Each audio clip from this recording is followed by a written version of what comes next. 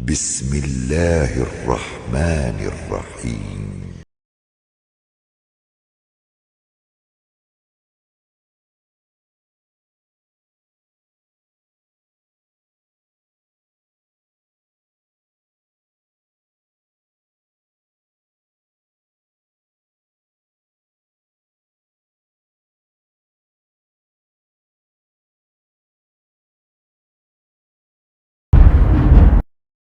அஸ்ஸலாமு அலைக்கும் வரஹ்மத்துல்லாஹி வபரகாத்து.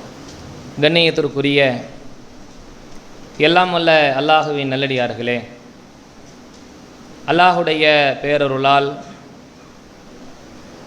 புனிதமிக்க ரமலானுடைய மாதத்தில் அவன் நம் மீது கடமையாக்கிய நோன்புகளை வைத்து வருகின்ற வேளையில்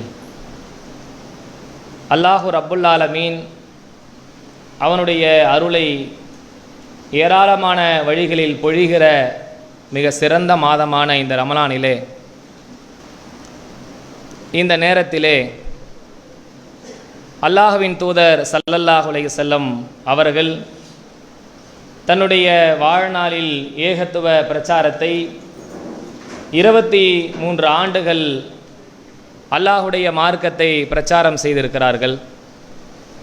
அந்த பிரச்சாரத்தினுடைய இறுதி கட்ட வேளையில் அவர்கள் செய்த ஹஜ்ஜி கிரியையின் பொழுது இந்த உலகத்திற்கு எச்சரித்த எச்சரிக்கைகளையும் அவர்களிட்ட கட்டளைகளையும் அவர்கள் நமக்கு சொன்ன அறிவுரைகளையும் அறிந்து கொள்கின்ற விதமாக இறுதி தூதரின் இறுதி பேருரை என்ற தலைப்பில் நேற்றைய தினம் நபிகள் நாயகம் ஸல்லல்லாஹு அலைஹி வஸல்லம் அவர்கள் அந்த இறுதி பேருரையில் சொன்ன ஒரு முஸ்லீம் இன்னொரு முஸ்லீமுக்கு சகோதரன் என்ற விஷயத்தை நமக்கு சொல்லி தந்தார்கள். எந்த அளவுக்கு நாம் சகோதரத்துவத்தை பின்பற்றுகிறோம் என்ற செய்தியை அறிந்து கொண்டோம்.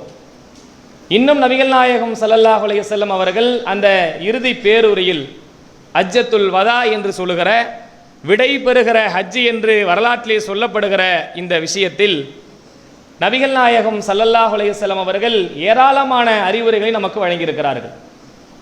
இந்த அறிவுரைகளை அனைத்தையும், இந்த கட்டளைகள் அனைத்தையும் ஒரு முஸ்லீம் நம்முடைய வாழ்க்கையிலே கடைபிடித்தான் என்று சொன்னால் ஒட்டுமொத்த உலகம் நம்மை திரும்பி பார்க்கிற வகையில் நம்முடைய செயல்பாடுகள் அமைந்திருக்கும். அந்த அளவுக்கு நபிகள் நாயகம் ஸல்லல்லாஹு அலைஹி வஸல்லம் அவர்கள் இந்த இறுதி பேருரையில் எல்லா வகையான முக்கிய செய்திகளை நமக்கு சாராக பிழிந்து தந்திருக்கிறார்கள் என்ற செய்தியை நேற்று பார்த்தோம். எந்த அளவுக்கு நபிகள் நாயகம் ஸல்லல்லாஹு அலைஹி வஸல்லம் அவர்கள் இந்த விஷயங்களில் நமக்கு சொல்லியிருக்கிறார் என்று சொன்னால், இது இறுதியாக செய்யப்படுகிற ஒரே ஹஜ்ஜு தான். அல்லாஹ் எல்லா அமல்களையும் நமக்கு வழிகாட்டியிருந்தான். தொழுகையை பற்றி, நோன்பை பற்றி, ஜகாத்தை பற்றி, இப்படியெல்லாம் அல்லாஹ் எல்லா வணக்க வழிபாடுகள் நமக்கு கட்டளையிட்டு அதை செய்கிற நடைமுறை வழிமுறையும் சொல்லி தந்திருக்கிறான். இறுதியாக இந்த ஹஜ்ஜுடைய கிரியைகளை எப்படி செய்ய வேண்டும் என்பதற்காக நபிகள் நாயகம் ஸல்லல்லாஹு அலைஹி வஸல்லம் அவர்கள் வழியாக மக்களுக்கெல்லாம் அழைப்பு கொடுத்து ஹிஜ்ரி 10ஆம் ஆண்டு நபி ஸல்லல்லாஹு அலைஹி வஸல்லம் அவர்கள் எல்லோரையும் அழைத்து கொண்டு போகிற ஒரு நிகழ்வு தான் அல்லாஹ்வின் தூதர் அவர்கள் செய்த ஹஜ்ஜி பிரயாணம்.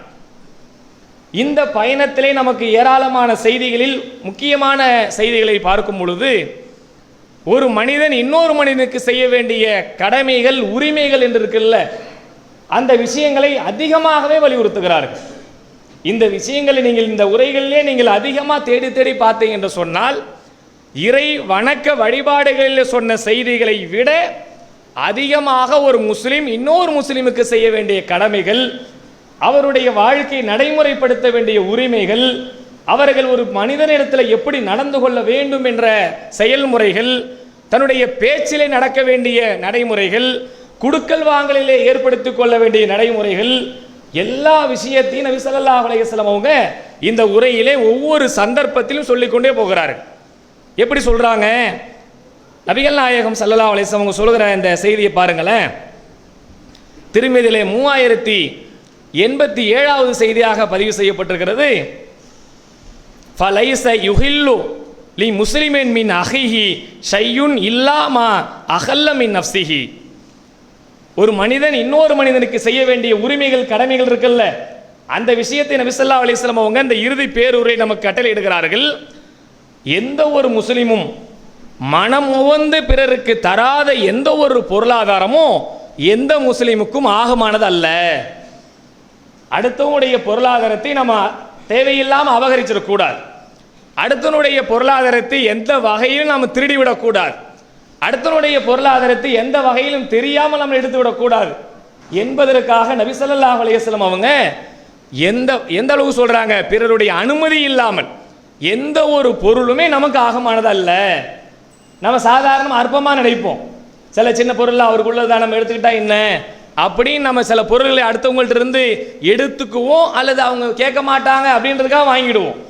ஆனால் நபி ஸல்லல்லாஹு அலைஹி வஸல்லம் அவங்க அப்படி நினைக்காம, எந்த ஒரு பொருளை நீங்கள் பிறரிடத்திலிருந்து வாங்குவதாக இருந்தால் அவர்களுடைய அனுமதி இல்லாமல் நீங்கள் எதையும் வாங்கிறாதீங்க, எந்த பொருளாதாரத்தையும் எடுத்து விடாதீர்கள் என்று நமக்கு எந்த அறிவுரை எங்க சொல்றாங்க? இறுதி பேருரை சொல்ல வேண்டிய விஷயங்கள்லாம் ரொம்ப முக்கியமானது. எல்லா வகையான செய்திகளையும் ரொம்ப வேல்யூபிளானது. அந்த வேல்யூபிளான செய்திகளை சொல்லுகிற விஷயங்கள்ல ஒரு முஸ்லீம் இன்னொரு முஸ்லீம் என்று எந்த பொருளை எடுப்பதாக இருந்தாலும் நீங்கள் கேட்காம அனுமதி இல்லாமல் எடுத்துடாதீங்க. அப்ப நம்ம எவ்வளவு கவனமாக செயல்பட வேண்டியிருக்கு பாருங்க. அடுத்தவங்கள்ட்ட நம்ம ஒரு காசை வாங்குறோம், அடுத்தவங்கள்ட்ட ஏதாவது ஒரு பொருளை நம்ம வாங்கி கொள்றோம். அப்படி வாங்கினால் அது அவருடைய அனுமதியோட வாங்கணும், எத்தனை நாள கொடுக்கணும் என்பதை கேட்கணும், அல்லது அவர் நமக்கு மனமுகந்து விட்டு தந்தார் என்றால் நமக்கு அது ஆகமானது. அவராக அதை நமக்கு தந்தார் நம்ம எடுத்துக்கலாம். நம்ம வாங்கிட்டு இனிமே அவர் கேட்க மாட்டாரு, பாய் இவ்வளவு நாள் ஆயிடுச்சு இனிமே கேட்கவா போறாரு அப்படின்னு அதெல்லாம் கேட்க மாட்டாரு நம்மளே நினைச்சுக்கிட்டு சில நாள் விட்டுருவோம்ல. இது மாதிரி நம்முடைய வாழ்க்கை நடந்துடக்கூடாது என்பதற்கு நபிகள் நாயகம் ஸல்லல்லாஹு அலைஹி வஸல்லம் அவங்க இந்த செய்தியை சொல்றாங்க. இந்த செய்தியை சொல்லிவிட்டு இது மாதிரி அந்த உரைகள்ல ஒவ்வொரு இடங்கள்லையும் உரை நிகழ்த்தினாங்கல்ல, அந்த மாதிரியான விஷயங்கள்ல எல்லா செய்திகள்லையும் இது சம்பந்தமான வருகிற விஷயங்கள்லாம் பார்க்கும்போது இன்னும் கூடுதலா நமக்கு அழுத்தத்தை கொடுக்குறாங்க. எப்படி எல்லாம் கொடுக்குறாங்க பாருங்க.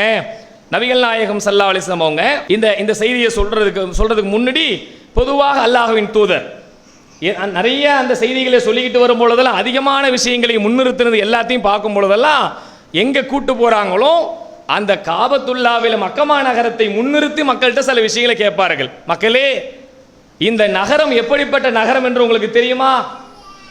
அந்த மக்கள் எல்லாம் அப்படியே மௌனமா நிற்கிறாங்க. இந்த நகரம் எப்படிப்பட்ட நகரம் என்று அவங்களுக்கு எல்லாருக்கும் தெரிஞ்சதுதான். ஏதாவது புதுசா நபி ஸல்லல்லாஹு அலைஹி வஸல்லம் அவங்க சொல்ல போறாங்களோ அப்படின்னு நினைச்சுக்கிட்டு எல்லாரும் மௌனமா இருக்கிறாங்க. அல்லாஹ்வின் தூதருக்கு அல்லாஹ் ஏதாவது வகை அனுப்பி புதுசா எதையும் சொல்லுவாங்களா அப்படின்னு சொல்லும் பொழுது இந்த நகரம் எப்படிப்பட்ட நகரம்னு கேட்கறா, அமைதியா இருக்கிறாங்க. ஆனா அல்லாஹ்வின் தூதர் எதை இவங்க ஏற்கனவே தெரிஞ்சதுதான், இந்த நகரம் புனிதமான நகரம் என்று உங்களுக்கு தெரியாதா? ஆம் அல்லாஹ்வின் தூதரே. அப்புறம் கேட்கிறாங்க, இந்த நகரம் எப்படிப்பட்டதோ இந்த மாதம் எப்படிப்பட்ட மாதம் என்று உங்களுக்கு தெரியுமா? அப்பயும் அல்லாஹ்வின் தூதர் கேட்டவுடனே சஹாபாக்கள் எல்லாம் ரொம்ப மௌனமா இருக்கிறாங்க. வேற ஏதாவது புதுசா சொல்ல போறாங்களோ அப்படின்னு மௌனமா இருக்கிறாங்க. இந்த மாதம் புனிதமான மாதம் என்று உங்களுக்கு எந்த மாதம்? ஹஜ்ஜுடைய மாசத்துல கேட்கிறாங்க. எல்லாருக்கும் தெரியும் புனிதமான மாதம் தான், புனிதமான நகரம் தான், புனிதமான நாள் என்று தெரிந்தாலும் ஏதாவது நபி ஸல்லல்லாஹு அலைஹி வஸல்லம் புதுசா எதுவும் சொல்லுவாங்களான்னு அமைதியா இருக்கிறாங்க. பிறகு கேட்கிறாங்க, இந்த நாள் எப்படிப்பட்ட நாள் என்று உங்களுக்கு தெரியுமா? எந்த நாளில் கேட்குறாங்க? அந்த நகலுடைய நாளில் 10ஆம் தினத்தன்று நபி ஸல்லல்லாஹு அலைஹி வஸல்லம் கேட்குறாங்க, இந்த நகரம் எப்படிப்பட்ட நகரம் என்று உங்களுக்கு தெரியுமா? அப்போ எல்லாம் அமைதியாக இருக்காங்க. நபிகள் நாயகம் ஸல்லல்லாஹு அலைஹி வஸல்லம் சொல்கிறாங்க, இந்த நாள் புனிதமான நாள் என்று உங்களுக்கு தெரியாதா? ஆம், புனிதமான நாள் தான். அப்போ இந்த நகரம் எப்படி போன்றதோ, இந்த மாதம் எப்படி போனதோ, இந்த நாள் எப்படிப்பட்டதோ அது மாதிரி நபி ஸல்லல்லாஹு அலைஹி வஸல்லம் அவர்கள் புனிதம் என்று சொல்லிட்டு சொல்றாங்க. காலஃப இன்ன திமாக்கும் வ அம்வாலக்கும் வ ஆராலக்கும் அலைக்கும் ஹராம் கஹுர்மதி யௌமிக்கும் ஹாதா ஃபபலதுக்கும் ஹாதா வ ஷஹரிக்கும் ஹாதா. இந்த நாள் எப்படி புனிதமானதோ, இந்த நகரம் எப்படி புனிதமானதோ, இந்த மாதம் எப்படி புனிதமானதோ அது மாதிரி இன்னொருடைய உயிர் உங்களுக்கு புனிதமானது, அவருடைய உடைமை உங்களுக்கு புனிதமானது, அவருடைய பொருளாதாரம் உங்களுக்கு புனிதமானது. ஒரு மனிதன் இன்னொரு மனிதனுடைய உரிமை சார்ந்த விஷயங்களை அல்லாஹ்வின் தூதர் ஸல்லல்லாஹு அலைஹி வஸல்லம் அவங்க இந்த மூணை தவிர வேற எதுலையுமே நீங்க அளக்க முடியாது. நீங்க தேடி தேடி ஒரு மனுஷன் இன்னொரு மனுஷனுடைய உரிமைகளை நீங்க எடுத்து பாருங்க. ஒன்று அதிகப்படியான விஷயம் உயிர் இருக்கும், அல்லது அவருடைய மானம் இருக்கும், அல்லது அவனுடைய பொருளாதாரம் இருக்கும். இந்த மூன்றை தவிர்த்து வேற இன்னொரு மனிதனுடைய விஷயங்கள்ல நாம் கை வைப்பதற்கு எந்த வகையான வேலையும் இருக்காது. அவனை உயிரை எடுப்பாங்க, அவனுடைய மானபங்கப்படுத்துவாங்க, அல்லது அவனுடைய பொருளாதாரத்தை நாசமாக்குவாங்க. இன்னைக்கு நீங்கள் உலகத்தில் எடுத்து பாருங்க, எல்லா இடத்துல நடக்கிற விஷயம் என்ன? எப்படியாவது இந்த சமூகத்தை நாசமாக்கணும் என்பதற்காக எல்லாரும் செய்கிற வேலை என்னவென்றால் முஸ்லிம்களை அடித்து கொலை செய்கிற வேலைகளை செய்கிறார்கள். எவ்வளவு கொலை நடக்குது மாட்டு இறைச்சின்னு பேரினால். முஸ்லிம் என்பதற்காக வேண்டி இந்த உலகத்தில் இந்த நாட்டு நடக்கிற அநியாயங்கள் எத்தனை! எல்லாம் அவனுடைய உயிரை எடுக்கணும், எப்படியாவது அவனை கொலை செஞ்சிடணும், எப்படியாவது அவனை சூறையாடணும், எப்படியாவது அவனுடைய குடும்பத்துக்குள்ளே புகுந்து அடிச்சு துவச்சி அவனுடைய எல்லா வகையான மானத்தையும் அசிங்கப்படுத்த வேண்டும். நடக்குதா இல்லையா? நீங்க சிந்திச்சு பாருங்க. இன்னும் ஒரு மனிதனுடைய விஷயங்கள்ல அதிகமா நம்மளை கேவலப்படுத்தணும்னு எதை வச்சு செஞ்சுக்கிட்டு இருக்கிறான்?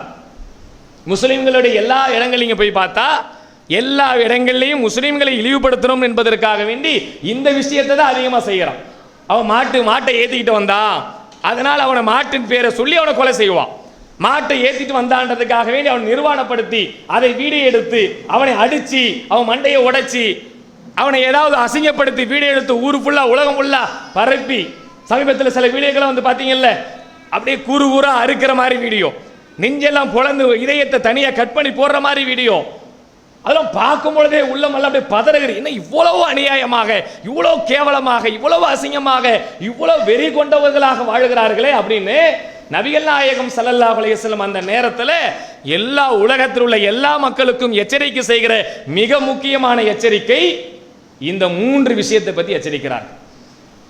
இதை தன்னுடைய வாழ்நாளிலே ஒரு முஸ்லிம் தன் உள்ளத்திலே ஆழமாக பதிவு வைத்தால் அடுத்தனுடைய உயிர், அடுத்தனுடைய பொருளாதாரம், அடுத்தனுடைய மான மரியாதை அனைத்தும் எனக்கு ஹராமாக இருக்கும் பொழுது நான் எப்படி அநியாயமாக செய்வேன் நினைப்பானா இல்லையா? இந்த எச்சரிக்கை நபி ஸல்லல்லாஹு அலைஹி வஸல்லம் அங்க வைத்து செய்கிறார்கள்.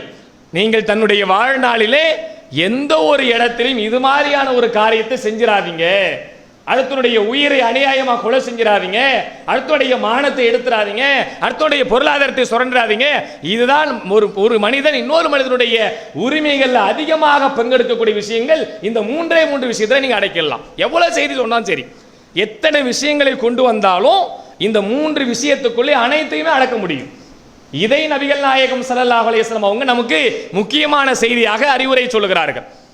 நம் வாழ்க்கையில அது மாதிரியான வாழ்க்கையில பெரும்பாலும் முஸ்லிம்களுடைய வாழ்க்கையில நாம் முடிந்த அளவிற்கு இறைவனுக்கு பயந்தவனாக இது மாதிரியான விஷயங்களில் சரியானவனாக வாழ்வதற்கு முயற்சிக்க வேண்டும். பெரிய கொலை சம்பந்தமான விஷயங்கள்லாம் பெருசா போக மாட்டோம். அடுத்தவருடைய பொருளாதார விஷயங்கள்ல கொஞ்சம் நமக்கு ஒரு அசால்ட் ஏற்படும்.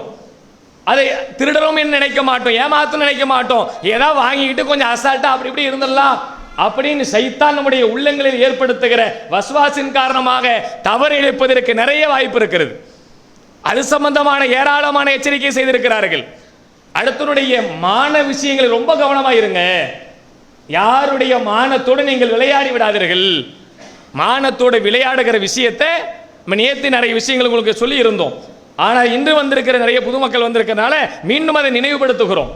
அடுத்தனுடைய மான விஷயங்கள்ல ரொம்ப கவனமாக இருங்க. நம்ம மான விஷயங்கள்ல அசால்ட்டா அவங்களை அசிங்கப்படுத்தி அவங்களுடைய மான மரியாதையோடு ஏதாவது விளையாண்டு விட்டோம் என்றால் நபிகள் நாயகம் ஸல்லல்லாஹு அலைஹி வஸல்லம் உடைய சொல்லுடைய எச்சரிக்கையை நம்ம மீறிட்டோம், அவனை கேவலப்படுத்திட்டோம், அவர்களை அசிங்கப்படுத்திட்டோம் அப்படின்ற அளவுக்கு நபிகள் நாயகம் ஸல்லல்லாஹு அலைஹி வஸல்லம் அவங்க இந்த இறுதி பேருடைய எச்சரிக்கையில அடுத்தனுடைய மான விஷயத்தில் ரொம்ப கவனமாக இருந்துக்குங்கன்னு நமக்கு எச்சரிக்கை செய்கிறாங்க. மான விஷயம்னா என்ன, எப்படி அவங்க எந்த அளவுக்கு எச்சரிக்கையாக இருக்கிறது? அடுத்தனுடைய மானம்னா நமக்கு தெரிஞ்சு என்ன, அடுத்தனுடைய மானத்தோடு நம்ம ஒன்றும் பெருசாக விளையாட மாட்டோமே அப்படின்னு நினைப்போம்ல. அடுத்தனுடைய மானத்தோட விளையாடு என்றால் அவர் எதை விரும்ப மாட்டாரோ, எவர் அதை பிறரிடத்தில் பேசுவதற்கு சொல்லுவதற்கு அவர் வெட்கப்படுவாரோ அதையெல்லாம் அவர் மான சம்பந்தப்பட்டது தான். Gem Shop Eco Limited, supplier of quality precious and semi-precious gemstones and diamonds. Room number 341, A bar B, 3rd floor, Jewelry Trade Center Block, Bangkok, Thailand. நீங்கள் அனாதை குழந்தைகளை ஆதரிக்க விரும்புகிறீர்களா? தந்தை இழந்து தரமான உணவின்றி நல்ல உடைகளின்றி சரியான வழிகாட்டுதலின்றி அனாதைகளாக வாழும் இந்த குழந்தைகளுக்கு உதவும் கரங்கள் தான் தாருல் இல்ம் உதவும் கரங்கள். அல்லாஹ்வின் உதவியால் 2010 10 குழந்தைகள் என்று ஆரம்பிக்கப்பட்ட உதவும் கரங்கள் சமூகத்தில் கவனிப்பாரற்று அதிகரித்து வரும் அனாதை குழந்தைகளை கருத்தில் கொண்டு தற்போது 160 குழந்தைகளுக்கு மேல் பொறுப்படுத்தி செயல்பட்டு வருகிறது. இதுவரை வாடகை கட்டிடத்தில் செயல்பட்டு வரும் உதவும் கரங்கள் அனாதை பிள்ளைகளின் தேவைகளுக்காக சொந்தமாக இடம் வாங்கி கட்டுமான பணிக்கான வேலைகளும் ஆரம்பிக்கப்பட்டுள்ளன. இந்த கட்டுமான பணிக்காக உங்கள் ஜக்காத் மற்றும் சதக்காவை தாராளமாக தந்து உதவிடுங்கள். நீங்கள் செய்யும் இந்த உதவி சதக்கத்துல் ஜாரியா, நிலையான தர்மம், உங்களுக்காக, உங்கள் பெற்றோர்களுக்காக, இறைவனடி சேர்ந்த உங்களை பெற்றவர்களுக்காக தாராளமாக தந்து உதவிடுங்கள். உங்கள் ஜகாத் மற்றும் சதக்காவை அனுப்ப வேண்டிய முகவரி தாருல் இல்ம் நம்பர் 64, பார்த்தசாரை தெரு, பழைய வண்ணாரப்பேட்டை, சென்னை 21. தொடர்புக்கு 9840725020, 9600055060. ஹயா பர்தா pillars gate opposite stadium, Nagercoil, Kanyakumari district.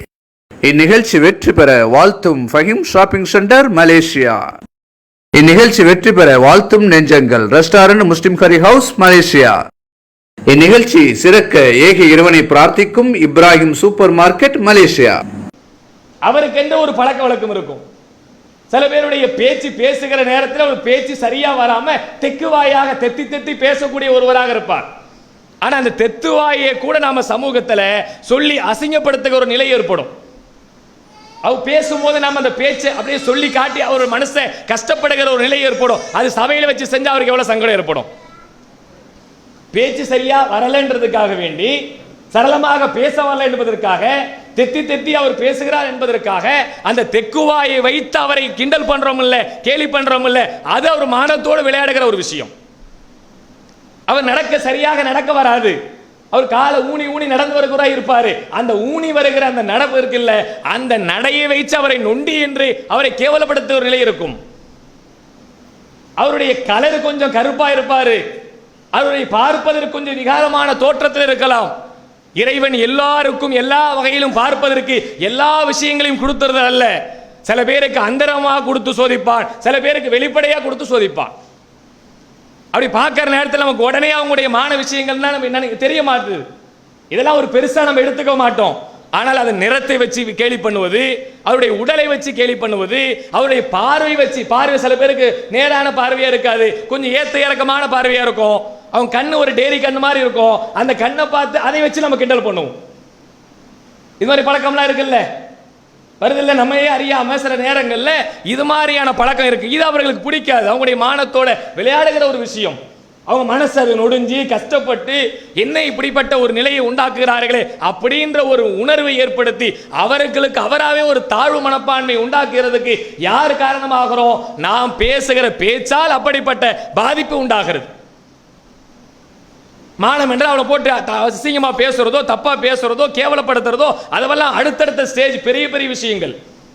ரொம்ப சிறுசாக சின்னதாக நினைத்து அவனுடைய மானத்தை பற்றி தெரியாம பேசுகிறோமே, இதை பற்றி நீங்க தான் கேள்விப்பட்டிருப்பீங்க. நியூஸ்கள்ல, பேப்பர் எல்லாம் படிச்சிருக்கும் போது ஃப்ரெண்ட்ஸுங்களோட உட்கார்ந்து பேசும் பொழுது அவனுடைய பேச்சையோ, அவனுடைய உருவத்தையோ, அவனுடைய ஒரு நிறத்தையோ கேலி பண்ணதனால் தற்கொலை செய்து கொண்டான் அப்படின்ற செய்திலாம் வருது இல்ல, வருது, படிச்சிருக்கீங்களா?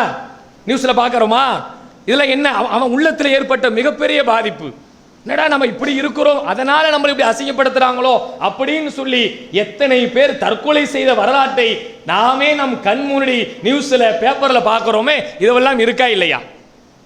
ஆனால் நபிகள் நாயகம் ஸல்லல்லாஹு அலைஹி வஸல்லம் அவர்கள் அது மாதிரியான எந்த விஷயத்தையும் செய்வதற்கு நமக்கு அனுமதியே கொடுக்கல.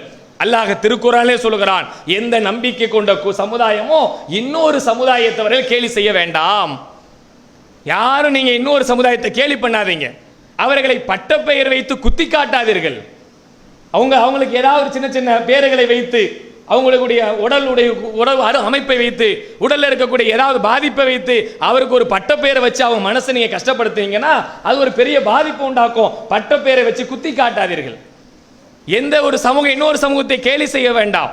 எந்த பெண்களும் இன்னொரு பெண்களை கேலி செய்ய வேண்டாம். எந்த அளவுக்கு அல்லாஹ் சொல்றான், உங்களை விட அவர்கள் சிறந்தவர்களாக இருக்கக்கூடும். நம்ம தான் ரொம்ப பெரிய கிரேட்ல இருக்கிறோம், நம்ம தான் பெரிய சிறந்தவங்க அப்படின்னு நம்ம நினைச்சிட்டு இருக்கோம்ல. நம்மை விட அவர்கள் சிறந்தவர்களாக இருக்கக்கூடும் என்பதை அல்லாஹ் திருமறை குர்ஆனில் சொல்லுகிற வசனத்தை வைத்து பார்க்கும்போது நமக்கு தெரிகிறது. அப்ப நம்ம வாழ்க்கையில எவ்வளவு பிறருடைய மான மரியாதையுடைய விஷயங்கள்ல ரொம்ப கவனமா இருக்கணும். யாரையும் நாம் நம்முடைய வாய்களால் அசிங்கப்படுத்தி விடக் கூடாது. நம் நாவை வைத்து நம் கரத்தை வைத்து எந்த பாதிப்பையும் உண்டாக்கிவிடக் கூடாது என்பதற்கு நபிகள் நாயகம் ஸல்லல்லாஹு அலைஹி வஸல்லம் அவங்க இந்த இறுதி பேருரையின் போது நமக்கு செய்கிற எச்சரிக்கை நீங்கள் பாருங்கள். எந்த அளவுக்கு சொல்றாங்க? கால ரசூலுல்லாஹி ஸல்லல்லாஹு அலைஹி வஸல்லம் ஃபி ஹஜ்ஜத்தில் வதா. அந்த நபி ஸல்லல்லாஹு அலைஹி வஸல்லம் அவர்கள் ஹஜ்ஜத்துல் வதாவில் வைத்து எங்களுக்கு சொன்னார்கள். எப்படிப்பட்ட செய்தி? அலா உஹ்பிரக்கும் மூமினின் மன் அமினன் நாசோ அலன் அம்வாலிக்கும் அன்ஃபுசிக்கும். எங்களுக்கு அந்த இறுதி பேரூரலை வைத்து எங்களுக்கு சொன்னார்கள், எந்த ஒரு முஸ்லிமும் தன் நாவாலும் தன் கரத்தாலும் பிறருக்கு தீங்கிழைக்க வேண்டாம்.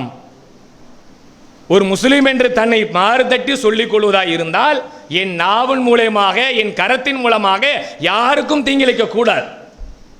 அப்படி நீ சொல்லுவதாக இருந்தால் முஸ்லிம் என்பதற்கு அர்த்தம் நான் பேச்சால் பிறரை அசிங்கப்படுத்துகிறேன், பிறரை பேச்சால் நான் அவரை அவமானப்படுத்துகிறேன், என் பேச்சின் மூலமாக பிறர் உள்ளங்கள் பாதிக்கப்படுகின்றன, என் பேச்சின் மூலமாக பிறருக்கு துன்பம் ஏற்படுகிறது என்று இருந்தால் அவன் உண்மையான முஸ்லிமாக இருக்க மாட்டான்.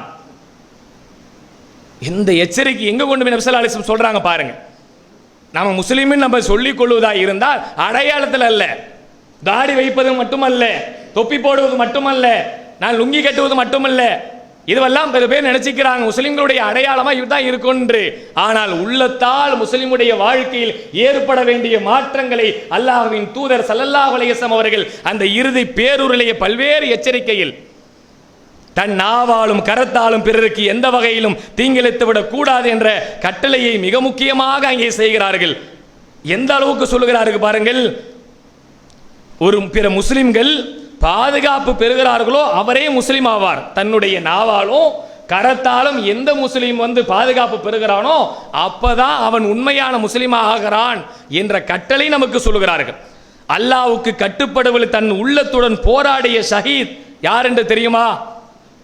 அல்லாஹ்வுக்கு கட்டுப்பட்டு நடக்கிறேன் அப்படின்றத தொழுகையின் மூலமாக, நோன்பின் மூலமாக, ஜக்காத்தின் மூலமாக, ஹஜ்ஜின் மூலமாக, இன்னும் பல்வேறு வணக்கங்கள் மூலமாக நாம் செய்கிறோம் இல்ல, என் உள்ளத்தில் ஏற்படுகிற குற்றங்களையும் குறைகளையும் விட்டு யார் ஒதுங்குகிறாரோ அவனே உண்மையான ஷஹீத்.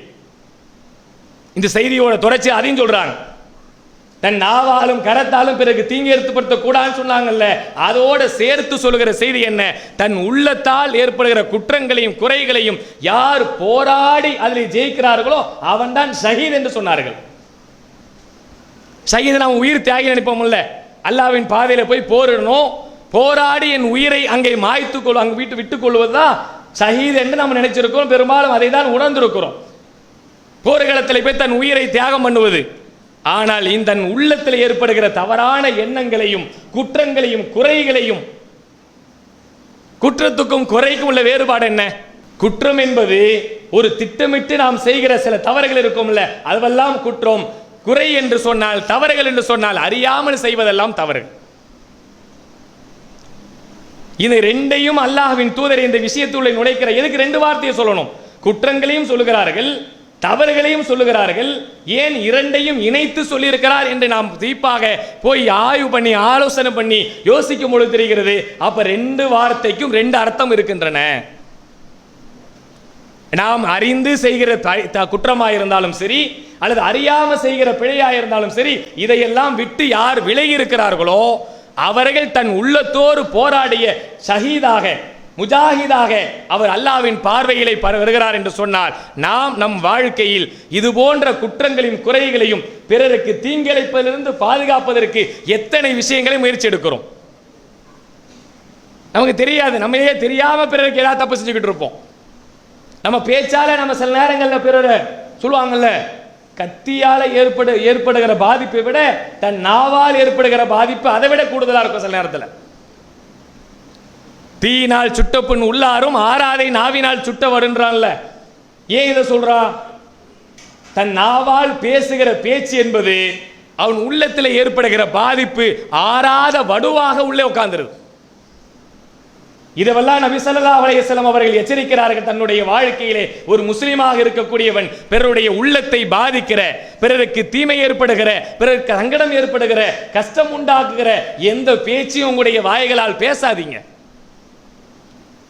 எந்த அளவுக்கு எச்சரிக்கை செய்கிறார்கள்? பேசினால் நல்லதையே பேசுங்கள், இல்லை என்றால் வாய் மூடி மௌனமாக இருங்கள்.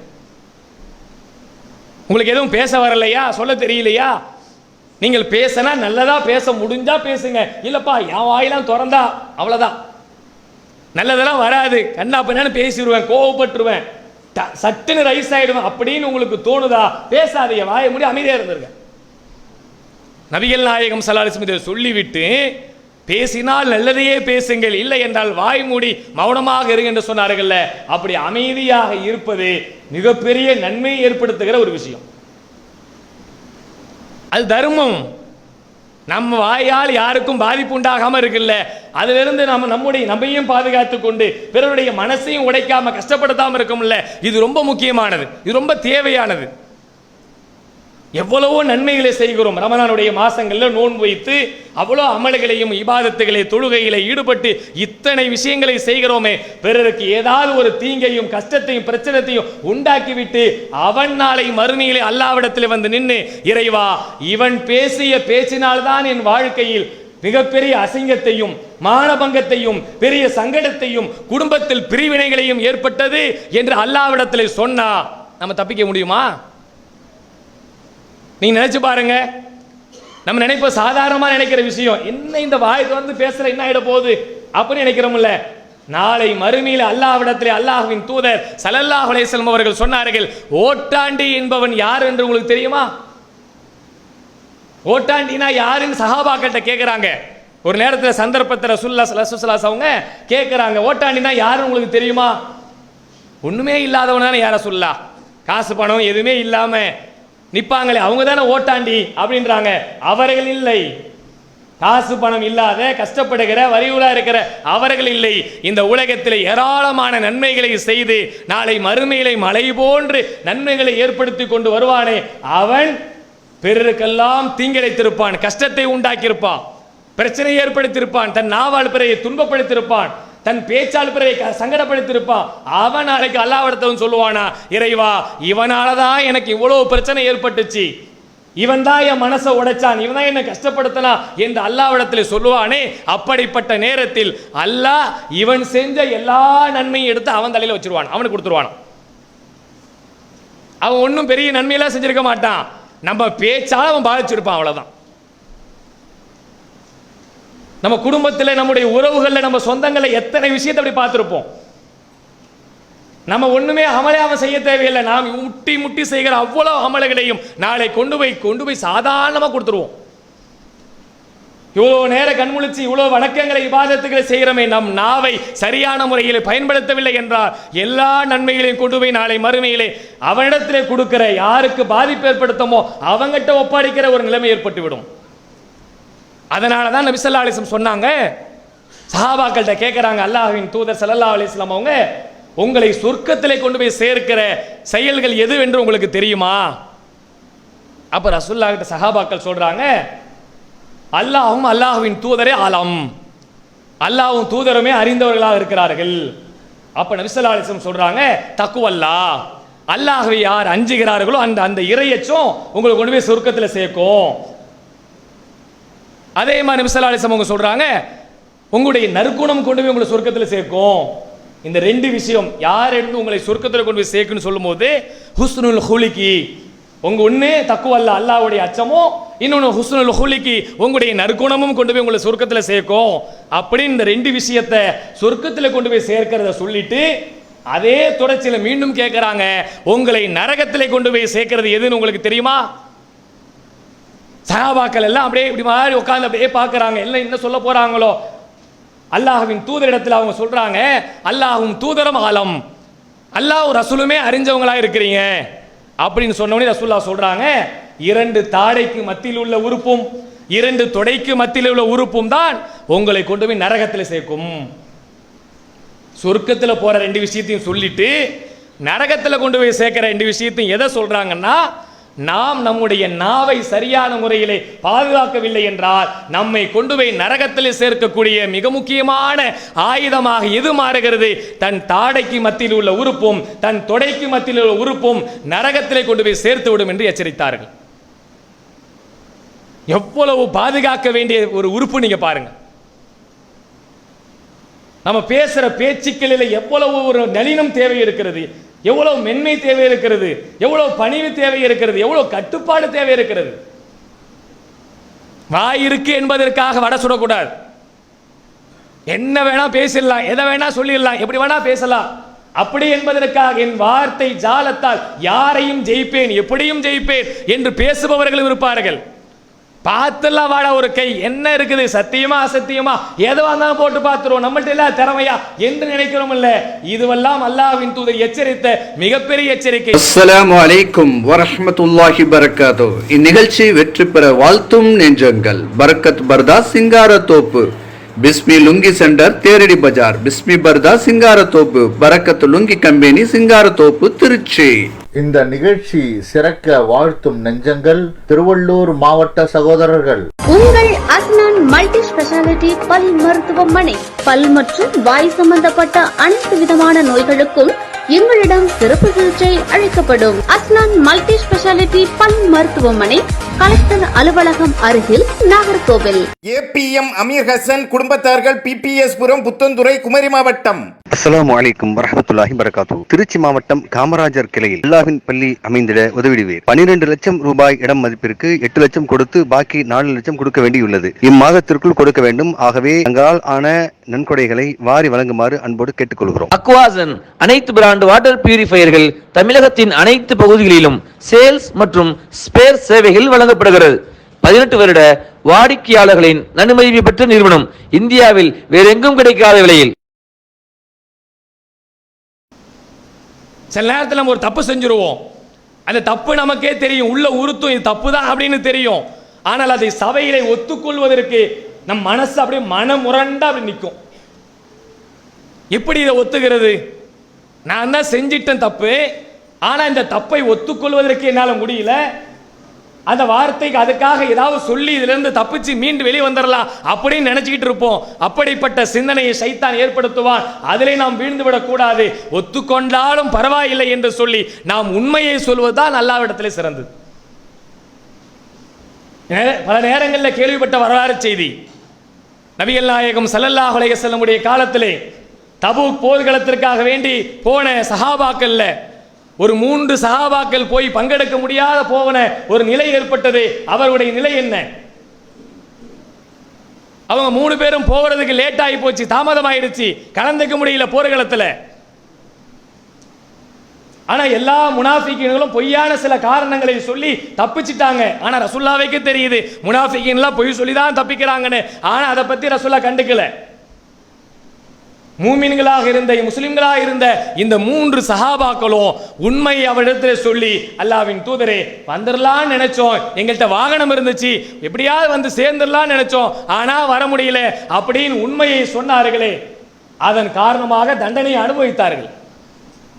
அதன் காரணமாக அவர் ஏறக்குறைய 50 நாட்களுக்கு நெருக்கமாக அல்லாஹ்வின் தூதர் ஸல்லல்லாஹு அலைஹி வஸல்லம் அவர்கள் அவங்களோட பேசல, யாருமே பேச வேணாம்னு சொன்னாங்க, ஊர் விளக்கம் செய்து வச்சாங்க. தொழுகையில நிற்கிற நேரத்தில் கூட அல்லாஹ்வின் தூதருடைய முகம் சலாம் சொல்லுகிற நேரத்தில் திரும்பும் போதாவது நம்ம முகத்தை பாத்திர மாட்டாங்களா அப்படின்னு திரும்பக்கூடிய நேரத்தில் அவங்க திரும்ப டைரக்ஷன்ல வந்து நிற்பாங்களா அந்த சஹாபாக்கள்.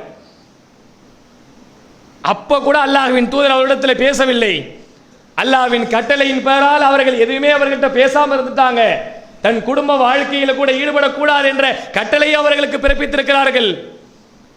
இவ்வளவு விஷயத்தையும் உள்ளத்தில் ஏந்தி இருக்கிறார். எதற்காக? அல்லாஹ் ரப்புல் ஆலமீன் நிச்சயமாக ஒரு நாள் நாம் ஏற்படுத்தி இருக்கிற இந்த சத்தியத்திற்கு ஒரு தீர்வை தந்தே தீர்வான் என்ற மன உறுதியோடு அவர்கள் பயணித்தார்கள். நம் வாழ்க்கையில் அந்த மாதிரி ஒரு சங்கடம் ஏற்பட்டால் உண்மையை சொல்வதற்கு உள்ளம் முன்வரக்கூடிய நிலை இருக்குமா, அல்லது பொய்ய சொல்லி இப்போதைக்கு இதை தப்பிச்சிடலாம் அப்படின்னு நினைப்போமா? அந்த நேரத்தில் ஸ்பாட் அவுட் எப்படியாவது வெளியே வந்தோம்னு நினைப்போமே தவிர இதனால் வருகிற பிரச்சனையை சந்தித்துக் கொள்வோம் அப்படின்னு உள்ளம் வராது. சீக்கிரத்தில் யாருடைய உள்ளத்திலே ஆழமான ஈமான் இறையச்சம் பதிந்திருக்கிறதோ அவர்களுக்குத்தான் அப்படிப்பட்ட நிலை ஏற்படும். அல்லாஹ்வின் தூதர் ஸல்லல்லாஹு அலைஹி வஸல்லம் அவர்கள் அப்படிதான் இந்த சமூகத்தை உருவாக்கி வார்த்தெடுத்தார்கள். பார்க்கும் எதுவாக இருந்தாலும் சரி அல்லாஹ் நிச்சயமாக நமக்கு உதவி செய்வான் என்ற உணர்வு உங்களுடைய உள்ளத்தில் ஏற்பட்டிருக்கின்றால். ஏன் இதை சொல்கிறோம் என்றால், அல்லாஹ் ரப்புல் ஆலமீன் பின்னாடி அவர்களுக்கு அத்தௌபா அத்தியாயத்திலே அவர்களுக்கு வசனங்களை இறக்கி அவர்களுக்கு மன்னிப்பை வழங்குகிறான். அவர்களை அல்லாஹ் புரிந்து கொள்கிறான். இந்த உலகத்திலே அவர்களை மன்னித்து விட்டேன் என்ற செய்தியை கியாமத் நாள் வரைக்கும் படிக்கிற மிகப்பெரிய ஆச்சரியத்தையும் அற்புதத்தையும் அல்லாஹ் வழங்கி இருக்கிறான். ஏன் நம்ம நாவை வச்சு காப்பாத்திக்கலாம் அப்படின்னு நினைச்சு ஒரே ஒரு பொய்யை சொல்லியிருந்தா அந்த நேரத்தில் அவங்க தப்பிச்சிருக்கலாம். இந்த நாவு தானே நம்மளை நரகத்தில் கொண்டு போய் சேர்க்குது அப்படின்னு பயந்ததுடைய விளைவாக இதில் உண்மையை மட்டுமே பேசுவோம், பொய் சொல்ல வேண்டாம், ஹராமானதை பேச வேண்டாம் என்று ஒதுங்கி இருக்கிறார் என்று சொன்னால் அல்லாஹ்வின் தூதவர்கள் இத்தனை ஆண்டு காலம் செய்த பிரச்சாரத்துடைய விளைவெல்லையாது? முஸ்லிம்களாக இருக்கிற நாம் நம்முடைய வாழ்க்கையில், தன் குடும்பத்திலே, தன் நட்பிலே, தன் சமூகத்திலே, தன் வியாபாரத்திலே எந்த அளவுக்கு உண்மையையும் நாணயத்தையும் நாம் பாதுகாத்துக் கொண்டிருக்கிறோம் நீங்க செஞ்சு பாருங்க. அற்பமான ஒரு பொருளை விற்பதற்காக வேண்டி சாதாரண போய் சொல்லிடுவோம். ஆனா ஒரு பொருள் தான் 500 ரூபாய், 1000 ரூபாய், 2000, 5000 ஒரு மதிப்பான ஒரு பொருள், அந்த நேரத்தில் ஒரு பொய் சொன்னா அது விற்கும், ஒரு 500,000 கிடைக்கும். அதனால் அல்லாஹ்வுடைய பரக்கத்து கிடைக்குமா? அல்லாஹ்வுடைய அருள் கிடைக்குமா? மறுமையில சொர்க்கத்திலே நமக்கு இடம் கிடைக்குமா? அதையெல்லாம் சைத்தான் நமக்கு நவிப்படுத்தவே மாட்டான். எவ்வளவு பெரிய எச்சரிக்கை பாருங்கள் நாவை பாதுகாக்க வேண்டிய விஷயத்தில். ஒரு முஸ்லிம் தன் நாவாலும் கரத்தாலும் பிறருக்கு எந்த வகையான தீங்கையும் ஏற்படுத்திவிடக் கூடாது என்பதை அல்லாஹ்வின் தூதர் ஸல்லல்லாஹு அலைஹி வஸல்லம் அவர்கள் அவ்வளவு எச்சரிக்கையாக நமக்கு ஏற்படுத்தியிருக்கிறார்கள். அதனால் நம் வாழ்க்கையில் எந்த ஒரு தருணத்திலையும் அல்லாஹ் காப்பாற்ற வேண்டும்.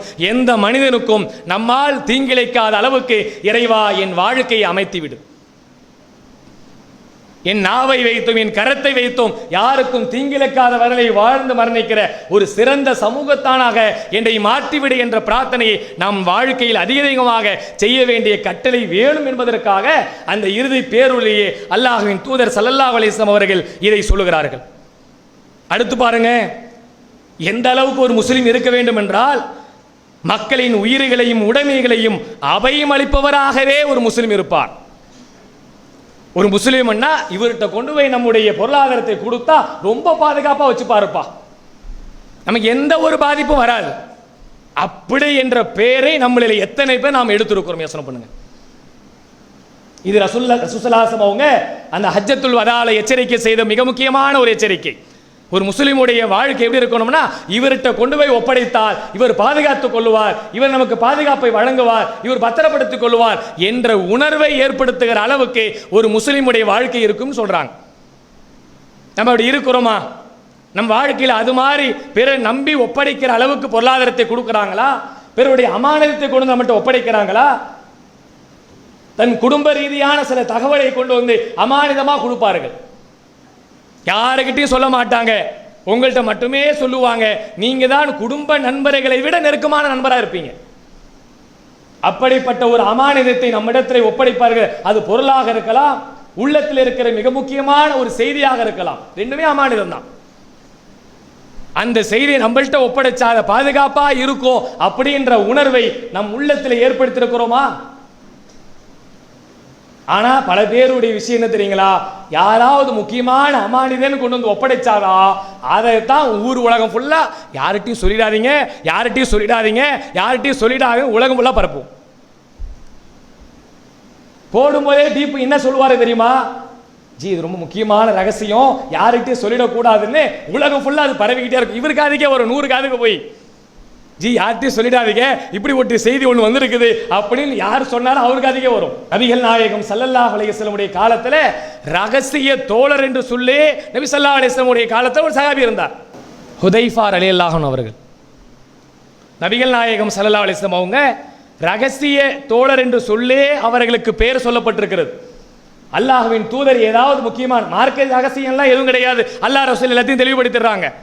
சில முக்கியமான செய்திகள் ஏதாவது சொல்ல வேண்டும் என்றால் அவருக்கு வரலாற்றில் சொல்லுகிற ரகசிய நபித்தோழர் என்றே பெயர் எடுத்திருக்கிறார் என்றால் எவ்வளவு அமானிதத்தை அவர் பாதுகாத்திருப்பார் ரகசியத்தை. ஆனா நம்ம கிட்ட அது மாதிரி ஏதாவது ஒரு ரகசியத்தை ஒப்படைத்தால் அதை நாம் பாதுகாக்கிறோமா? அது ஒரு அமானிதம். பிறருடைய மானத்தை பாதுகாக்கிற அமானிதம், பிறருடைய பொருளாதாரத்தை பாதுகாக்கிற ஒரு அமானிதம், பிறருடைய ரகசியத்தை பாதுகாக்கிற ஒரு அமானிதம். நாம் அப்படி பாதுகாக்கிறோமா? இது ரசூலுல்லாஹ் சொல்றாங்க, ஒரு முஸ்லிம் எப்படி இருக்கும் என்றால் பிறருடைய உயிருக்கும் உடைமைக்கும் அபயம் அளிப்பவராக இருப்பார். இவ்வளவு பெரிய வார்த்தை எப்படி பயன்படுத்துறாங்க பாருங்க. நான் அப்படி பாதுகாக்கக்கூடியவனாக என் வாழ்க்கையில் இருக்கிறேன். இதுதான் நான் முக்கியமாக கவனிக்க வேண்டியது. வேற வேற பல்வேறு விஷயங்கள் நம்ம உலகத்தில் பல ஜீனியஸாக இருப்போம், பல செய்திகளை அறிந்தவர்களாக, மேதைகளாக, மேதாவிகளாக எத்தனையோ செய்திகள் நம் வாழ்க்கையிலே தெரிஞ்சிருக்கும். ஆனால் எது நம் நன்மையை பாதுகாக்குமோ, எது முஸ்லீமுடைய முக்கியமான அடையாளமோ, முஸ்லீம் என்பதற்கு அர்த்தத்தை எதை சொன்னார்களோ அதையெல்லாம் நம்ம ரொம்ப சாதாரணமாக கழுவிட்டுருவோம், சாதாரணமாக நழுவு விட்டுருவோம். இதெல்லாம் நபிகள் நாயகம் ஸல்லல்லாஹு அலைஹி வஸல்லம் அவங்க இறுதி பேருரை நமக்கு ரொம்ப முக்கியமான எச்சரிக்கையாக செய்திருக்கிறார் என்று பார்த்தால், நம் வாழ்க்கையில் இன்னும் எத்தனை விஷயங்களில் ரொம்ப கவனமாக நடக்க வேண்டும் என்பதை நீங்கள் சிந்தித்து பாருங்கள். அதே போல நபிகள் நாயகம் ஸல்லல்லாஹு அலைஹி வஸல்லம் அவங்க பிறர் அண்டை வீட்டாரோடு வாழுகிற மிக முக்கியமான செய்தி, பிற மனிதனுடைய உரிமைகளை பாதுகாக்க வேண்டிய ரொம்ப முக்கியமான விஷயங்கள். ஆனால் அக்கம் பக்கத்து வீட்டுக்காரருடைய பல குடும்பங்களில் பேச்சுவார்த்தை கூட இருக்காது. நபி ஸல்லல்லாஹு அலைஹி வஸல்லம் அவங்க இந்த செய்தியை சொல்றதை பார்த்தா அவ்வளவு பெரிய ஆச்சரியமான செய்தியை சொல்கிறார்கள். ஜிப்ரீல் அலைஹிஸ்ஸலாம் அவர்கள் நபிகள் நாயகம் ஸல்லல்லாஹு அலைஹி வஸல்லம் அவங்களுக்கு அறிவுரை சொல்கிறார்களாம். அந்த அறிவுரையெல்லாம் அல்லாஹ்வின் தூதர் கேட்டுக்கொண்டே இருக்கிற நேரத்தில் என் குடும்பத்தின் வாரிசாகவே அவர்களை மாற்றி விடுவார்களோ என்று நான் எண்ணினேன். குடும்பத்தினுடைய வாரிசா மாத்திர அளவுக்கு அறிவுரை சொல்லியிருக்காங்கன்னு பார்த்துக்கங்க. ரசூலுல்லாஹ்வுக்கு ஜிப்ரீல் அலைஹிஸ்ஸலாம் இந்த அண்டை வீட்டார் சம்பந்தமான அறிவுரையை சொல்லிக்கிட்டு இருக்காங்களா?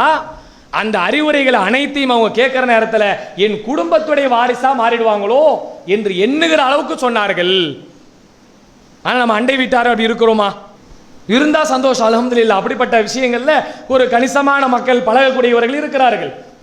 ஆனால் பெரும்பாலும் இருக்கிற இடங்கள்ல பார்த்தீங்கன்னா கீரியும் பாம்புமாக, எலியும் பூனையுமாக, அவங்க பார்த்தாலே கடுகடுகடுன்னு பேசுகிறவனாக, முகத்தை திருப்பிட்டு போறவனாக, அவன்கிட்ட எந்த வகையான ஒட்டுமுறவும் வைக்காதவனாக, எப்படா இவன் காலி பண்ணிட்டு போவான், எப்படா வீட்டை வித்துட்டு போவான் அப்படின்னு நினைக்கிற மாதிரி தானே பல பேருடைய நிகழ்வு இருக்கிறது.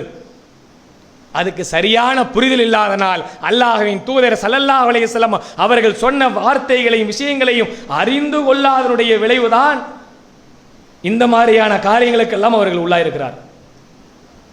நபிகள் நாயகம் ஸல்லல்லாஹு அலைஹி வஸல்லம் அவர்கள் சொன்ன இந்த அண்டை வீட்டாருடைய செய்தியை பார்க்கும் என்று சொன்னால் இவ்வளவு விஷயத்தில் இவ்வளவு கண்ணியமான செய்தியை சொல்லியிருக்காங்களா அப்படி நம்மளே ஆச்சரியப்படுகிற அளவுக்கு ஒரு மூமினாக எப்படி இருக்க வேண்டும் என்பதற்கு அவர் சொல்றாங்க பாருங்க.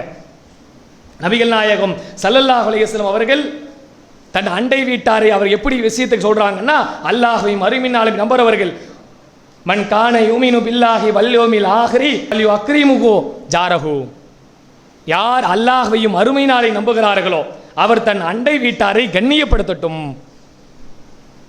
அல்லாஹ்வையும் மறுமை நாளை நம்புறது என்பது ஈமான் சம்பந்தப்பட்ட ஒரு விஷயம். அந்த ஈமான் சம்பந்தப்பட்ட செய்தியோடு சேர்த்து சொல்றாங்க, அல்லாஹ்வையும் மறுமை நாளை நம்பவர் தன் அண்டை வீட்டாரை அவர் கண்ணியப்படுத்தட்டும்.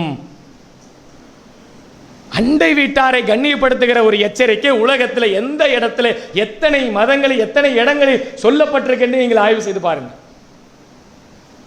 இதுவெல்லாம் நபி ஸல்லல்லாஹு அலைஹி வஸல்லம் அவர்கள் இறுதி பேரூரிலேயே சொன்னார் செய்திகளுக்கு முன்பாகவே தன் வாழ்நாளில் ஏராளமான இடங்களில் சொல்லிவிட்டு போன செய்திகள். அதனுடைய சாராகத்தான் இறுதி பேரூரிலே சொல்கிறார்கள், ஜிப்ரீல் அலைஹிஸ்ஸலாம் செய்த உரை என்பது அவ்வளவு முக்கியமான செய்தியாக அண்டை வீட்டாரை பற்றி சொல்லியிருக்கிறார் என்று சொல்லி, அல்லாஹ்வையும் மறுமை நாளை நம்பவர்கள் அண்டை வீட்டாரை கண்ணியப்படுத்த வேண்டும் என்று சொன்னார்கள். அதே போல அல்லாஹ்வின் தூதரை நம்புகிற ஒரு முஸ்லிமாக இருப்பவர்கள் எப்படி தன் அண்டை வீட்டாரோடு நடந்து கொள்கின்ற முறையை பற்றி சொல்கிறார்கள். நீங்க ஆட்டு குழம்பு இருக்குல்ல, அதை வைத்து ஒரு சால்னா வச்சா கூட பக்கத்து வீட்டுக்கு கொடுங்க. ஆட்டு குழம்ப வச்சு, ஆட்டு கால் கீழே வரும்ல குழம்பு, அதை வச்சு ஒரு சால்னா வச்சா கூட நீங்க அற்பமா கருதாதீங்க, அதையாவது பக்கத்து வீட்டுக்கு கொடுங்க. ஆனா இன்னைக்கு எத்தனை பேர் இடங்கள்ல அப்படி இருக்கு? அடுத்தவங்க என்ன சமைக்கிறாங்க, என்ன சாப்பிட்டாங்க, என்ன நிலைமை இருக்கு என்பதை பற்றி யாரும் பெருசா கவலைப்படாத இடங்கள் தான் பெரும்பாலும் உண்டு. ஊருகள்லையாவது அது மாதிரி விஷயங்கள் இருக்கும். நகரங்கள்ல சிட்டி போன்ற முக்கியமான இடங்கள்லாம் மேலே யார் இருக்கா கீழே யார் இருக்கான்னு தெரியாது. மேலே செத்து போய் 4 நாள், ஒரு வாரம், 15 நாள் ஆகி நாரி நாத்தம் எடுத்து வெளியே வீசும் போது தான் போலீஸுக்கே ஃபோன் போடுவாங்க, சார் இந்த மாதிரி ஒரே நாத்தமாக கிடக்கு, வந்து பாருங்க என்ன அப்படின்னு. அது வரைக்கும் யாரு என்னன்னு எதுவுமே தெரியாது யாருக்குமே. சமீபத்தில் கூட செய்தி வந்து இல்லை, சாப்பாட்டுக்கு வழி இல்லாமல் தன் குடும்பத்தை சார்ந்தவர்கள் 3 பேர் ஒரே ஒரு அறையில் கடந்து இறந்து போனார்கள். ஈரோட்டு மாவட்டத்திலிருந்து பெரிய வைரல் செய்தியா உலகம் உள்ளா பரவச்சு. அரஃபாத், சமீகா, சஃபா மரியம், சல்மா மற்றும் குடும்பத்தார்கள் கோட்டார், குமரி மாவட்டம். அபீர் ஃபைசா, இசத் உஸ்மான், அப்ரார் ஃபலா மற்றும் குடும்பத்தார்கள் இரவிபுதூர் கடை, குமரி மாவட்டம். High-tech doors and windows, UPVC doors, windows, open door partition and sliding door, aluminium modular kitchen, aluminium fabrication மற்றும் outdoor elevation அனைத்தும் சிறந்த முறையில் செய்து தரப்படும். தொடர்புக்கு 9443535020 மற்றும் 7373035020. இந்நிகழ்ச்சி சிறக்க ஏக இறைவனை பிரார்த்திக்கும் ஆனந்தம் காலனியகம், மேல்பட்டாம்பாக்கம். رب ارحمهما كما ربياني صغيرا. இந்நிகழ்ச்சி சிறக்க ஏக இறைவனை பிரார்த்திக்கும் கடலூர் மூசா மற்றும் குடும்பத்தினர். இந்நிகழ்ச்சி வெற்றி பெற ஏக இறைவனை பிரார்த்திக்கும் restaurant Ibrahim curry house, Malaysia. இந்நிகழ்ச்சி சிறக்க வாழ்த்தும் நெஞ்சங்கள் இப்ராஹிம் நாசிகந்தர், மலேசியா. Welcome departmental store. ஆண்கள் மற்றும் பெண்களுக்கு தேவையான காஸ்மெட்டிக்ஸ் பொருட்கள், வீட்டிற்கு தேவையான அரிசி, எண்ணெய், மளிகை சாமான்கள், ஸ்நாக்ஸ் வகைகள் அனைத்தையும் வாங்கிட welcome departmental store. Orange gifts and toys அருகில், சிம்மாச்சலம் ரோடு, பிரகலாதபுரம், விசாகப்பட்டினம். தொடர்புக்கு 0891270804. இந்நிகழ்ச்சி சிறக்க ஏக இறைவனை பிரார்த்திக்கும் ஏகத்துவ முஸ்லிம் ஜமாத், காஞ்சி மாவட்டம். வீட்டிற்கு தேவையான அனைத்து மளிகை பொருட்களும் வாங்க Roja supermarket, Murali Nagar, Visakhapatnam. Phone number 9866414520. அஸ்ஸலாமு அலைக்கும் வரஹ்மத்துல்லாஹி வபரகாத்துஹு. அன்பிற்குரிய சகோதர சகோதரிகளே, திருச்சி பாலக்கரையில் தாருசலாம் இஸ்லாமிய வாழ்வியல் பயிற்சி மையத்தை நாம் நடத்தி கொண்டு வருகிறோம். இதிலே இஸ்லாத்தை அறிய விரும்புகிற மக்களுக்கு தேவைப்படுகிற எல்லா விதமான வழிகாட்டுதல்களும் வழங்கப்பட்டு கொண்டு வருகிறது. குறிப்பாக மார்க்க ரீதியாக ஹத்தனா செய்தல், அஃபிடவிட் தாக்கல் செய்தல், கெஜெட்டில் பெயர் மாற்றம் செய்தல் போன்ற பணிகளும் அவர்களுக்கு செய்து தரப்படுகிறது. அது மட்டும் இல்லாமல் இந்த வாழ்வியல் பயிற்சி மையத்தில் இன்ஷா அல்லாஹ் வரும் கல்வி ஆண்டிலிருந்து ஏழை எளிய கல்லூரி மாணவர்களை, திருச்சியின் அருகாமையில் இருக்கிற கல்லூரிகளில் படிக்கிற ஏழை எளிய தந்தையை இழந்த மாணவர்களை தேர்வு செய்து அவர்களை இங்கே தங்க வைத்து அவர்கள் கல்லூரிக்கு சென்று வருவதற்கு தேவையான ஏற்பாடுகளை செய்து கொடுத்ததோடு அவர்களுக்கு தங்குமிடமும் உறைவிடமும் இலவசமாக வழங்கி, அத்தோடு சேர்த்து மிக முக்கியமாக அவர்களை சமுதாயத்திற்கு பயனுள்ள நல்ல சமுதாய தலைமுறையாக உண்டாக்க வேண்டும் என்கிற நோக்கத்தோடு மார்க்க ரீதியான ஒழுக்க விழுமியங்களை கற்றுக் கொடுப்பதற்கு உரிய ஏற்பாடுகளும் செய்யப்பட்டிருக்கிறது. இது அல்லாமல் இன்னும் ஏராளமான பணிகளும் இந்த மையத்திலிருந்து நடைபெற்று கொண்டு வருகிறது. இவை அனைத்திற்கும் மிகப்பெரிய ஒரு பொருளாதார தேவை ஏற்படும் என்பதை நீங்கள் அனைவரும் அறிவீர்கள். அது மட்டும் இல்லாமல் இந்த பணிகளுக்காக இந்த கட்டிடத்தை மராமத்து செய்த வழியிலும் ஒரு பெரும் கடன் சுமை இந்த நிர்வாகத்திற்கு ஏற்பட்டிருக்கிறது. அல்லாஹ்வுடைய பாதையில் நீங்கள் உங்களால் இயன்ற பொருளாதாரத்தை இதற்காக வாரி வழங்கும் பொழுது அது இந்த சமூகத்திற்கும் சமுதாயத்திற்கும் பயன்படுவதாகவும் நாளை மறுமையில் நம்முடைய வெற்றிக்கு காரணமாகவும் அது அமைவதற்கான வாய்ப்பு அதிகம் இருக்கிறது. மன்தல்லதி யுக்ரிதுல்லாஹ கர்லன் ஹசனன் ஃபயுலாயிஃபஹு லஹு அல்லாஹன் கசீரா. யார் அல்லாஹ்விற்கு அழகிய கடன் கொடுக்கிறாரோ அவருக்கு அல்லாஹ் அதை பன்மடங்காக பெருக்கிக் கொடுப்பான் என்கிற அல்லாஹுவின் வாக்கிற்கு இணங்க உங்களின் பொருளாதாரத்தை உங்களால் இயன்ற அளவிற்கு தாராளமாக இந்த பணிகளுக்கு வாரி வழங்குமாறு அன்போடு கேட்டுக்கொள்கிறோம். அஸ்ஸலாமு அலைக்கும் வரஹ்மத்துல்லாஹி வபரகாத்துஹு. இப்படி இதெல்லாம் நடக்குது என்று பார்த்தால் அல்லாஹ்வின் தூதர் ஸல்லல்லாஹு அலைஹி வஸல்லம் அவர்கள் சொன்ன எச்சரிக்கையை பார்க்கும் பொழுது இப்படியெல்லாம் உங்களுடைய வாழ்க்கையில வாழ்ந்திருக்கிறார்கள், வாழ்ந்து காட்டியிருக்கிறார்கள், வாழ சொல்லியிருக்கிறார் என்று பார்க்கும் பொழுது நாம் எப்படி தன் அண்டை வீட்டாரோடு நடந்து கொள்கிறோம் என்று பாருங்கள். அல்லாஹ்வின் தூதர் ஸல்லல்லாஹு அலைஹி வஸல்லம் இன்னும் சொல்லுகிறார்கள், உங்களில் ஒரு தம் விரும்பியதே தன் சகோதரனுக்கும் தன் அண்டை வீட்டாருக்கும் விரும்பாத வரைக்கும் நீங்கள் உண்மையான மூமினாகவே ஆக முடியாது. தனக்கு விரும்பியதே தன் சகோதரனுக்கு விரும்பாத வரைக்கும் மூமினாக மாட்டீங்க என்ற செய்தியை பல நேரங்களில் கேள்விப்பட்டிருப்போம். தனக்கு விரும்பியதே தன் சகோதரனுக்கும் தன் அண்டை வீட்டாருக்கும் விரும்பாத வரைக்கும் நீங்கள் மூமினாக மாட்டீர்கள். எவ்வளவு விஷயம், எவ்வளவு ஈமான் சார்ந்த செய்தி பாருங்க. தனக்கும் தன் அண்டை வீட்டாருக்கும் சேர்த்து. அப்படி நம்முடைய அண்டை வீட்டாருடைய உரிமைகளை, பிறருடைய மனிதனுடைய வாழ்க்கையில் செய்ய வேண்டிய கடமைகளை, எத்தனை விஷயங்களை நாம் நடைமுறைப்படுத்தியிருக்கிறோம் என்று நீங்கள் சிந்திச்சு பாருங்க. எவ்வளவு முக்கியமான செய்தி அல்லாஹ்வின் தூதர் அங்க கொண்டு போய் சொல்லியிருக்காங்கன்னு பார்த்துக்குங்க. ஆனா இன்னைக்கு அடுத்த செய்தியை சொல்றாங்க, அடுத்தவர்கள் பசியாக இருக்கிற நேரத்தில் ஒரு முஸ்லீம் அவன் மட்டும் சாப்பிட மாட்டான். அடுத்த வீட்டுக்காரன் பசியா இருந்தா பட்னியா இருந்தா நான் மட்டும் அதை சாப்பிட மாட்டேன் அப்படின்ற உணர்வு ஏற்பட வேண்டும் என்ற ஒரு முஸ்லிமுக்கு அந்த உணர்வு உண்டாக வேண்டும் என்ற எச்சரிக்கையை சொல்லியிருக்கிறாங்களே. நாம் நம்முடைய வாழ்க்கையில் அப்படி செய்து கொண்டிருந்தால் சந்தோஷம், அல்ஹம்துலில்லாஹ். அது போன்று இனிமே வருகிற காலங்களில் எங்கெல்லாம் இப்படிப்பட்ட நிகழ்வு இருக்கிறதோ தன் அண்டை வீட்டாரோடு இணக்கமாக, ரொம்ப நட்பாக, நேசிக்கக்கூடிய ஒருவராக, குடுக்கல் வாங்கலை ரொம்ப தாராளமாக வைத்துக் கொள்பவர்களாக இருக்க வேண்டும். கேட்கிறாங்க, அல்லாஹ்வின் தூதரே, நான் அன்பளிப்பு கொடுக்க விரும்புகிறேன். அதிலே என் வீட்டுக்கு பக்கத்தில் 2 வீடுகள் இருக்கு, அதுல யார் முன்னுரிமை பெற்றவர்னு கேட்கிறாங்க. உன் வாசலுக்கு ரொம்ப நெருக்கமா யார் இருக்காங்களோ அவங்க தான் முதல்ல அன்பளிப்பு வாங்க தகுதியானவங்க. இவ்வளவு விஷயத்த சொல்றாங்க பாருங்க. ஆனா நம்ம இங்க பக்கத்து வீட்டுக்காரன் பட்டினியா கிடப்பான், எங்கேயோ கொண்டு போய் 10 கிலோமீட்டர் கண்டிப்பா எங்கேயோ சாப்பாடு கொடுத்துட்டு வருவோம். ஒரு அன்பளிப்பு கொடுப்பதா இருந்ததே, சமைச்சிங்களா கொண்டு போய் பக்கத்து வீட்டில் இங்கே கொடுங்க, அங்கிருந்து அங்கே இங்கே வரும். எவ்வளோ கலகலப்பாக, எவ்வளோ முகபத்தாக, எவ்வளோ நட்பாக, எப்படியெல்லாம் வாழ்வதற்கான உரிமைகளை அல்லாஹ்வின் தூதர் ஸல்லல்லாஹு அலைஹி வஸல்லம் சொல்லி தந்திருக்கிறார்கள். ஆனால் நாம் அது மாதிரியான சந்தோஷத்தை எல்லாம் இழந்துட்டு பக்கத்து வீட்டுக்காரனோட பெரும்பாலும் சண்டை போடுறவங்களா தான் இருப்போம். நம்ம வீட்டு குப்பையை கொண்டு போய் அங்கே விடுறது, நம்ம வீட்டு செருப்பை கொண்டு போய் அங்கே விடுறது, நம்ம வீட்டு தண்ணியை கொண்டு போய் அங்கே விடுறது, நம்ம வீட்டு காவாலாயினை கொண்டு போய் அங்கே இறக்கிறது.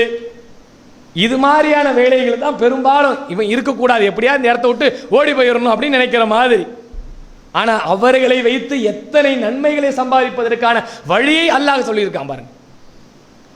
தனக்கு விரும்பியதே தன் சகோதரனுக்கும் அண்டை வீட்டாருக்கும் விரும்பாத வரைக்கும் மூமினே கிடையாது என்று சொன்னால் இதைவிட பெரிய ஒரு வார்த்தை ஒரு முஸ்லிமுக்கு எச்சரிக்கை வேண்டுமா?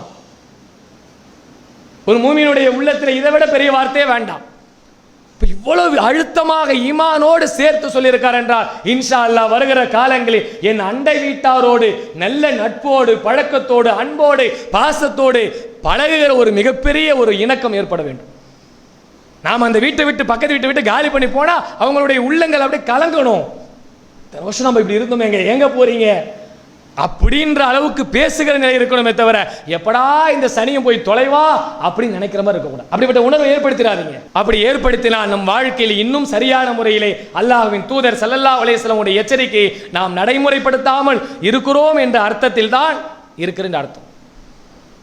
நபிகள் நாயகம் ஸல்லல்லாஹு அலைஹி வஸல்லம் அவர்கள் இன்னும் ஏராளமான மனிதன் சார்ந்து இருக்கிற விஷயங்களை சொல்கிறார். இந்த உலகத்தில் அவருடைய காலத்திலே அல்லாஹ்வின் தூதர் அவர்கள் அனுபவித்த நேருக்கு நேராக பார்த்த செய்திகள், இனத்தால், மொழியால், குலத்தால், நிறத்தால் எல்லா இடங்களிலும் வேறுபாடு, எல்லா இடத்திலுமே ஒரு குரோத உணர்வு, எல்லா இடங்களிலுமே அவர்களுக்கு ஏற்றத்தாழ்வை கற்பித்துக் கொண்டிருந்த அந்த சமூகத்திலே அல்லாஹ்வின் தூதர் ஸல்லல்லாஹு அலைஹி வஸல்லம் அவர்கள் அல்லாஹ்வுடைய மார்க்கத்தை சொல்லி அந்த மக்களை எப்படி வளர்த்து எடுத்திருக்கிறார் பாருங்க. இன்னைக்கு கூட போராடி இத்தனை ஆண்டுகள், 1400 ஆண்டுகள் கடந்து வந்திருக்கிறது. இத்தனை ஆண்டுகள் கடந்து வந்து கூட இன்னும் இந்த இனவெறியை, மொழி வெறியை, குலவெறியை, ஜாதி வெறியை, கோத்திர வரியை இன்னும் வரைக்கும் ஒழிக்கவே முடியலங்க. எவ்வளவோ போராடுறான். இன்னைக்கு வரைக்கும் ஜாதியினால் பிரிவினை சண்டை நடந்துகிட்டே இருக்கு. இவன் ஓரமாக ஊருக்கு எல்லையில் இருக்க வேண்டியவன், இவன் ஊருக்கு நடுவில் இருக்க வேண்டியவன், இவன் உள்ள கர்ப்பகரைக்கு வர வேண்டியவன், இவன் கர்ப்பகரைக்கு வரக்கூடாதவன் என்ற பிரிவு இன்றைய வரைக்கும் இருக்கா இல்லையா? சமீபத்தில் கூட தாழ்த்தப்பட்டவர் என்று சொல்லுகிறவருடைய கிராமங்களில் எவ்வளவு பெரிய கேட்பதற்கே உள்ளமெல்லாம் கலங்குகிற, உள்ளத்திலே ஈவிரக்கம் இருக்கிற, யாருமே செய்ய முடியாத ஒரு கேவலத்தை செய்கிறான். குடிக்கிற தண்ணியில கொண்டு போய் மலத்தை போட்டு வரான். எவனா உலகத்தில் இவ்வளவு இப்படியுமா இருப்பான்? உள்ளத்துல ஒரு வெறி என்னத்தினால் அவனுக்கு அவன் என்ன அப்படி என்ன செஞ்சிட்டான்? சமூகத்தில் அவன் குடும்பத்தில் எதுவும் பிரிவு ஏற்படுத்தினானா? உன் சமூகத்தில் எதுவும் பிரிவு ஏற்படுத்தினானா? உன் குலத்தில் எதுவும் பிரிவு ஏற்படுத்தினானா? ஒண்ணுமே செய்யல.